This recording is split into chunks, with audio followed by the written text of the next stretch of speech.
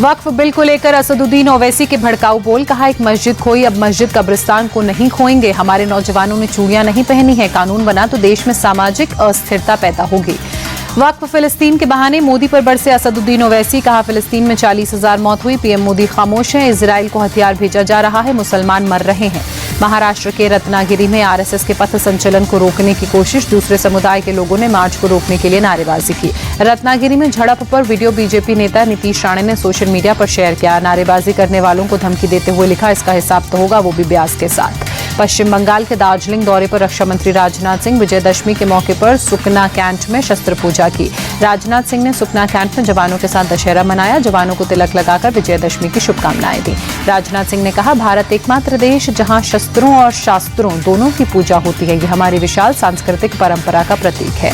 विजयदशमी के अवसर पर सीएम योगी ने गोरखनाथ मंदिर में पूजा अर्चना की, श्रीनाथ जी का आशीर्वाद लिया। दिल्ली की श्री धार्मिक रामलीला कमेटी के कार्यक्रम में शामिल होंगे राष्ट्रपति द्रौपदी मुर्मू और प्रधानमंत्री मोदी, रामलीला का मंचन देखेंगे। विजयदशमी के मौके पर मध्य प्रदेश के मंत्री कैलाश विजयवर्गीय ने धार में शस्त्र पूजा की, प्रदेशवासियों को दशहरे की शुभकामनाएं भी दी। गुजरात के अहमदाबाद में पुलिस कमिश्नर जीएस मलिक ने पुलिस मुख्यालय में दशहरा पूजा की। शस्त्र पूजा में पुलिस के वरिष्ठ अधिकारी मौजूद रहे। नागपुर में आरएसएस का विजयदशमी उत्सव, संघ प्रमुख मोहन भागवत ने स्वयंसेवकों को संबोधित कर कहा, देश में धर्म और संस्कृति का उत्थान जरूरी, लोगों को धर्म का सही अर्थ पता होना चाहिए। बांग्लादेश पर भी आरएसएस प्रमुख मोहन भागवत ने कहा, बांग्लादेश में हिंदू समाज पर अत्याचार हो रहा है, हिंदू जहां भी हैं वो सशक्त रहें, ये जरूर। हरियाणा में 17 अक्टूबर को शपथ ग्रहण समारोह होगा। पंचकुला में नायब सिंह सैनी मुख्यमंत्री पद की शपथ लेंगे। पंचकुला में दशहरा ग्राउंड में सुबह 10 बजे शपथ ग्रहण समारोह होगा। पीएम मोदी समेत बीजेपी शासित राज्यों के मुख्यमंत्री कार्यक्रम में शामिल होंगे। हरियाणा में शपथ से पहले अनिल विज का बयान, कहा मैं सीएम नहीं बनना चाहता, ये झूठ फैलाया गया, हाईकमान को जिम्मेदारी देना, जो देगा वो निभाऊंगा। बीजेपी नेता अनिल विज ने कांग्रेस पर साधा निशाना, बोले हरियाणा में कभी भी कांग्रेस पार्टी एकजुट नहीं हो सकती, मैंने पहले ही कहा था कांग्रेस ईवीएम का रोना रोएगी।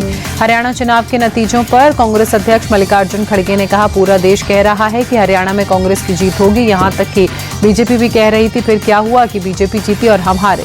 ईवीएम को लेकर चुनाव आयोग में कांग्रेस की शिकायत पर केंद्रीय मंत्री गिरिराज सिंह ने कहा, हरियाणा की जनता ने कांग्रेस को नकारा, लेकिन वो चुनाव आयोग को दोष दे रहे हैं, उनके युवराज लॉन्च ही नहीं हो पा रहे हैं।